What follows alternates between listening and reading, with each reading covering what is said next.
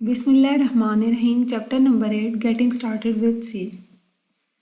And आज का जो हमारा टॉपिक है वो है अ सिंपल सी प्रोग्राम। इस प्रोग्राम के मेजर 2 पार्ट्स हैं। First part preprocessor directive जो कि हमने स्टडी कर लिया था लास्ट टाइम, और नेक्स्ट है मेन फंक्शन। इसको हम आज के लेक्चर में इंशाल्लाह डिटेल से देखते हैं। स्टूडेंट्स, ये एक सिंपल सी का प्रोग्राम है और ये प्रोग्राम क्या कर रहा है कि ये हेलो वर्ल्ड मैसेज डिस्प्ले करवा रहा है। इसके हर पार्ट को हम डिटेल से आज देख लेते हैं कि इनका क्या मतलब है। इसका जो फर्स्ट पार्ट है हैश इंक्लूड stdio.h, ये लाइन बता रही है कि ये प्री प्रोसेसर डायरेक्टिव है और इसको हमने लास्ट टाइम स्टडी कर लिया था। इस कोड में सेकंड पार्ट मेन का फंक्शन है। इसको अंडरस्टैंड करने से पहले हम देख लेते हैं कि मेन फंक्शन होता क्या है। Main function Main is the function where execution of the C program begins. Every program must have a main function. Students, इसका क्या मतलब है कि मेन एक ऐसा फंक्शन है जहाँ से C का प्रोग्राम एग्जीक्यूट होना स्टार्ट करता है, और हर प्रोग्राम में C के हर कोड में मेन का फंक्शन होना बहुत ज़रूरी है। यानी इसका मतलब ये है कि जब भी आपका प्रोग्राम एग्जीक्यूट होना शुरू होगा तो कंट्रोल आपका मेन में ट्रांसफ़र हो जाएगा और मेन से वो स्टेटमेंट्स को रन करना स्टार्ट करेगा, एग्जीक्यूट करना स्टार्ट करेगा। मेन की बॉडी के अंदर जो भी स्टेटमेंट्स होंगी वहाँ से कंट्रोल एग्जीक्यूट करना स्टार्ट करता है प्रोग्राम को। हो सकता है कि आपके प्रोग्राम में एक से ज़्यादा फंक्शंस हों, मेन के अलावा भी हों, पर आपका जो स्टार्टिंग पॉइंट है वो कौन सा फंक्शन होता है, वो मेन फंक्शन होता है बेसिकली। स्टूडेंट्स, अगर आपके प्रोग्राम में मेन फंक्शन मिसिंग हो तो आपके प्रोग्राम्स की जो स्टेटमेंट्स हैं वो कंपाइल तो हो जाएंगी, लेकिन वो आपका फाइनल कोड एग्जीक्यूट नहीं होगा, रन नहीं होगा। यानी मेन फंक्शन का आपके प्रोग्राम में होना बहुत ज़रूरी है। अब इसका सिंटेक्स देख लेते हैं कि इसका सिंटेक्स क्या है, यानी कि हम इसको राइट कैसे कर सकते हैं, इसका फॉर्मेट या सेट ऑफ रूल्स कौन से हम फॉलो करेंगे कि मेन को लिखें, कि मेन के बॉडी को कैसे लिखा जा सकता है, मेन फंक्शन को कैसे लिखा जा सकता है। तो इसका सिंटेक्स देख लेते हैं। सबसे पहले ये देखें, वॉइड मेन वॉइड, ये फंक्शन की डेफिनेशन है। और फिर ये जो स्टार्टिंग ब्रेसेस और एंडिंग ब्रेसेस आपको नज़र आ रही हैं, इनको डिलिमिटर्स कहते हैं। आगे हम देखते हैं इसको, ये इनका क्या मतलब है, लेकिन फ़िलहाल आप इतना समझें कि एक फंक्शन का नेम और फिर फंक्शन की बॉडी, इसको हम कहते हैं body of the main function. Body of main function का ये मतलब है कि आप जो भी प्रोग्राम लिखना चाहते हैं, सी का जो भी कोड आप राइट करना चाहते हैं उसकी बॉडी के अंदर लिखेंगे। यानी आपने अगर कुछ प्रिंट करवाना है या कोई भी काम करना है तो इसके अंदर आप करेंगे, इसकी बॉडी के अंदर, इन दोनों ब्रेसेस के अंदर। और ये जो वॉइड मेन वॉइड, इसका क्या मतलब है? वॉइड मीन्स के एम्प्टी, और मेन और फिर वॉइड। वॉइड मतलब कि ये खाली है, यहाँ पे आप कुछ नहीं पास कर रहे। अब यहाँ से मैं आपको बताऊँ, ये जो फर्स्ट वॉइड है ये इसलिए यूज़ किया है कि ये यहाँ पे आपकी फंक्शन की रिटर्न टाइप आती है हमेशा। यानी सी लैंग्वेज में सिंटेक्स आगे हम जब फंक्शन वाला चैप्टर देखेंगे तो डिटेल से इंशाल्लाह देखेंगे कि सबसे पहले फंक्शन ने जो कुछ रिटर्न करना है उसकी डाटा टाइप यहाँ पे आएगी, कि जो चीज़ भी फंक्शन रिटर्न कर रहा है वो किस टाइप का है वो हम यहाँ मेंशन करते हैं। और अगर फंक्शन कुछ भी नहीं रिटर्न कर रहा तो वॉइड मेंशन कर दें, वॉइड लिखते हैं। इसी तरह से मेन फंक्शन का नाम है, पैरेंथेसिस के अंदर वॉइड है। इसका ये मतलब है कि आप इनपुट में, यानी फंक्शन को इनपुट में क्या पास करें, ये पैरामीटर्स कौन से ले सकते हैं। आपका फंक्शन एक से ज़्यादा पैरामीटर्स इनपुट में ले सकता है और रिटर्न जस्ट सिंगल वैल्यू करता है।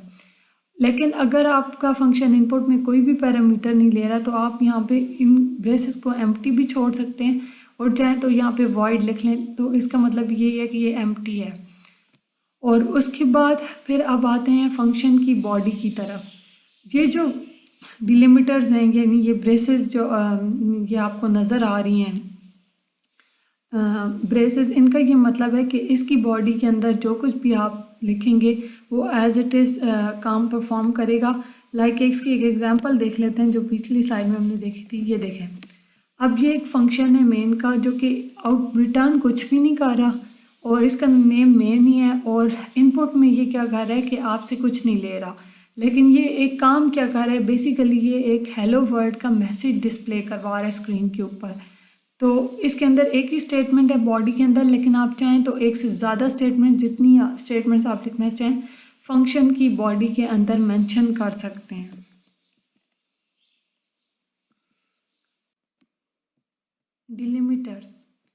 डिलिमिटर्स स्टूडेंट्स क्या होते हैं इसको अब देख लेते हैं। बेसिकली आपकी फंक्शन की जब बॉडी स्टार्ट होती है या एंड होती है फंक्शन बॉडी, उसको हम कहते हैं डिलिमिटर्स हैं, यानी कि ये स्टार्टिंग ब्रेस और ये क्लोजिंग ब्रेस और ये सारी इसके अंदर जो भी स्टेटमेंट्स आएंगी ये किसी भी फंक्शन की बॉडी होती है और ऊपर फंक्शन नेम और वो सारा कुछ जो हमने पीछे देखा है। तो डिलिमिटर्स क्या है, ये स्टार्टिंग ब्रेस और ये क्लोजिंग ब्रेस, ये क्या है, इनको हम कहते हैं कि डिलिमिटर्स हैं। ये देखें इस फंक्शन में, इस एग्जांपल में मेन का एक फंक्शन है और ये जो स्टार्टिंग ब्रेस आपको नज़र आ रही है क्लोजिंग ब्रेस के डिलिमिटर्स हैं। पीछे जो हमने एग्जांपल देखे थे उसमें भी देख लेते हैं। ये स्टार्टिंग ब्रेस है और ये क्लोजिंग ब्रेस और इसके अंदर सेट ऑफ स्टेटमेंट्स, अभी हमारे पास यहाँ एक स्टेटमेंट है, जितनी भी स्टेटमेंट्स होंगी इसके अंदर होंगी, तो इसको हम इस पूरे को कहते हैं ये फंक्शन बॉडी भी है और इन ब्रेसेस को हम कहते हैं बेसिकली ये डिलिमिटर्स हैं। नेक्स्ट डेफिनेशन पे आता है स्टेटमेंट टर्मिनेटर।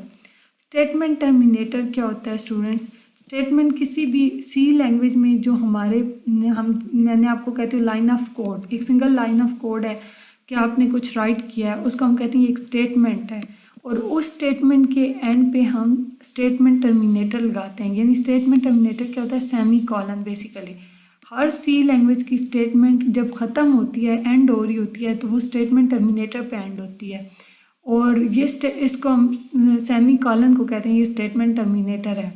लेकिन आपका लेट्स सपोजिए एक कोई स्टेटमेंट आपने कोड लिखा और उसके बाद आपने ये सेमी कॉलन लगा दिया इसके आगे, तो ये स्टेटमेंट टर्मिनेटर है। लेकिन अगर आप स्टेटमेंट टर्मिनेटर लगाना भूल जाते हैं अपने कोड में किसी भी स्टेटमेंट के बाद जहाँ पे आना चाहिए था, तो फिर आपका सिंटेक्स एरर आता है कि स्टेटमेंट मिसिंग है आपकी, वो बताता है कंपाइलर आपको कि स्टेटमेंट मिसिंग है। तो जब तक आप सिंटेक्स एरर्स को रिमूव नहीं करते आपका कोड कंपाइल नहीं होता। और अब हम एग्जांपल से देख लेते हैं कि स्टेटमेंट टर्मिनेटर क्या है। ये देखें यहाँ पे ये प्रिंट एफ हेलो वर्ल्ड, ये एक स्टेटमेंट है और ये स्टेटमेंट क्या कर रही है, बेसिकली मैसेज प्रिंट कर रही है कि हेलो वर्ल्ड का मैसेज स्क्रीन पे प्रिंट कर रही है। और इस स्टेटमेंट के एंड पे जो ये लगा हुआ है सेमी कॉलन आपको नज़र अगर आ रहा है, तो इसको हम कहते हैं कि ये स्टेटमेंट टर्मिनेटर है। Next function print F. Function print F students क्या करता है कि बेसिकली ये एक पहले से बिल्ड इन फंक्शन है जिसको हम यूज़ कर सकते हैं। कुछ भी स्क्रीन अगर मैसेज हमने डिस्प्ले करवाना है, कुछ भी मैसेज हमने स्क्रीन पर डिस्प्ले करवाना है, तो उसके लिए हम प्रिंट एफ फंक्शन यूज़ कर सकते हैं। यानी कि इस फंक्शन के अंदर जो कुछ भी आप राइट करेंगे एज इट इज़ स्क्रीन पर डिस्प्ले हो जाएगा और इसकी फंक्शन की जो प्रोग्रामिंग है वो आपको लिखने की ज़रूरत नहीं, आप जस्ट फंक्शन का नेम यूज़ करेंगे, यानी फंक्शन को कॉल करेंगे और साथ में आपने उसकी लाइब्रेरी फाइल इंक्लूड करवानी। एग्जांपल से ये भी देख लेते हैं। ये देखें स्टूडेंट्स, अगर मैं चाहती थी कि एक मैसेज डिस्प्ले हो, आउटपुट में हमें हेलो वर्ल्ड लिखा हुआ नज़र आए, तो वो कैसे हो सकता है कि एक प्रिंट एफ का एक फंक्शन है और इसके अंदर जो कुछ भी मैसेज मैं डबल कोट्स में लिखूँगी वो एज इट इज़ आ जाएगा। तो ये हेलो वर्ल्ड और एक्सक्लेमेशन मार्क मैंने यहाँ पे अगर लिखा है तो ये एज इट इज़ प्रिंट होके आ जाएगा। आप इसकी जगह कुछ भी कर सकते हैं, वेलकम और कोई और मैसेज जो डिस्प्ले करवाना चाहें आप यहाँ पे लिखेंगे तो एज इट इज़ डिस्प्ले हो जाएगा। तो ये प्रिंट एफ का फंक्शन बेसिकली मैसेजेस को स्क्रीन पे डिस्प्ले करने के लिए यूज़ होता है, आउटपुट को डिस्प्ले करने के लिए यूज़ होता है और इसके लिए जो लाइब्रेरी फाइल्स हमें इंक्लूड करवानी होती है वो है stdio.h। तो आज का हमारा जो टॉपिक था वो यहाँ तक था और यहाँ पे ये टॉपिक हमारा कंप्लीट हो रहा है। और आपने देखा कि मैंने आपको होम टास्क दिया था, ये कुछ टॉपिक्स पहले हमने पढ़ लिए थे इससे रिलेटेड 8.3 के basic structure of a C program, ये हमारा मेजर टॉपिक था और इसमें फिर प्री प्रोसेसर डायरेक्टिव देखा था हमने और आज हमने ये बाकी भी इसमें के जो टॉपिक्स हैं वो देख लिए। फंक्शन मेन क्या होता है, डिलिमिटर्स क्या होते हैं, स्टेटमेंट टर्मिनेटर क्या होता है और फंक्शन प्रिंट एफ, इनको हमने डिटेल से आज देख लिया और यहाँ पे आपका 8.3 टॉपिक कंप्लीट होता है और आपने आप बुक रीडिंग करनी है। अल्लाह हाफिज़।